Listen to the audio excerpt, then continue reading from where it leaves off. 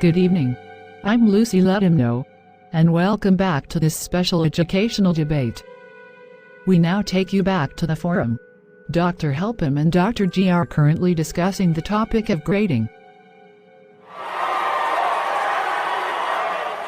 What I am saying is, students need to be held accountable for what they do. I mean, if we don't grade every assignment, then why would the kids do them?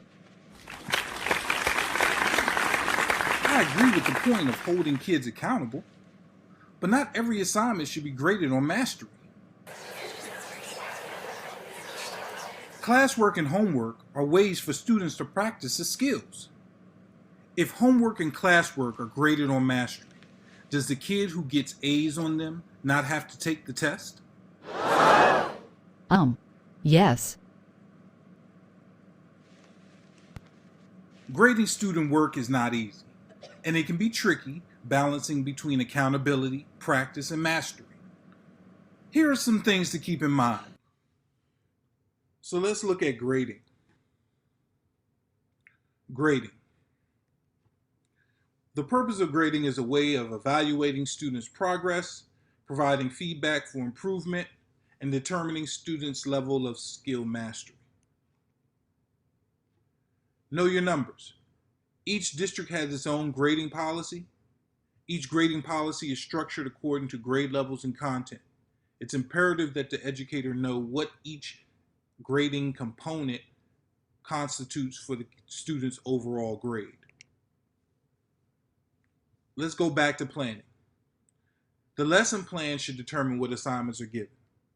Random assignments should be limited. It happens, but the less random assignments you have, the less overwhelmed you'll be when it comes to grading, simply because you already have predetermined through your lesson plan what actual assignments are given. Set expectations. There should be a rubric for homework and classwork that should focus on completion. Feedback on classwork and homework should be detailed. And a rubric for assessments should focus on mastery. Now, the feedback on the homework and classwork being detailed is imperative because they're going to use the homework and classwork, which are practices, in order to prepare for the assessment.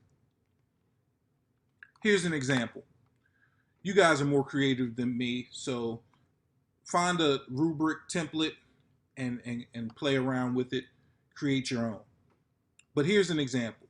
We have content element, we have the effort element, and we have the requirements element. And this is just for homework and classwork. So for 100, all the questions are answered, and the student put in obvious time, care, and extra effort. And then it exceeds requirements. That's perfectly fine. Getting 100, the teacher has no problem determining who gets 100. Now we get into those that don't complete the full assignment. So in this rubric, the kid answered 75% of the questions. And the ones that they didn't answer, they had a logical inquiry for the omitted answers. So they didn't answer it, but they had a question as to how to go about answering it, which shows ownership for their learning. And then it proceeds into the lesser values and how you would go about grading that. Feedback. Affirm effort and what was done well. Reiterate the expectations. They may have forgotten what was expected of them on the assignment.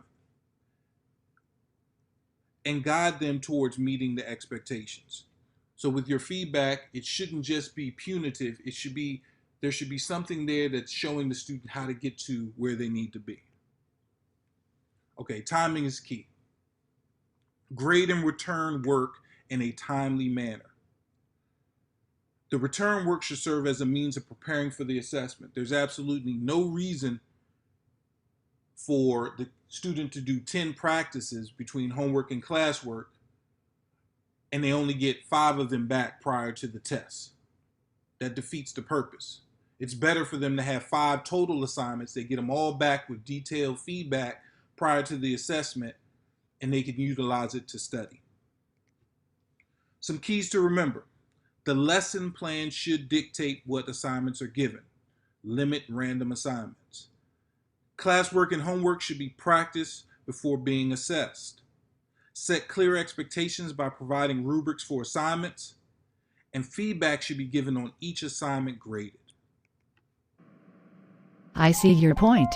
I was looking at things from the management perspective, not the students. No worries, we helped each other.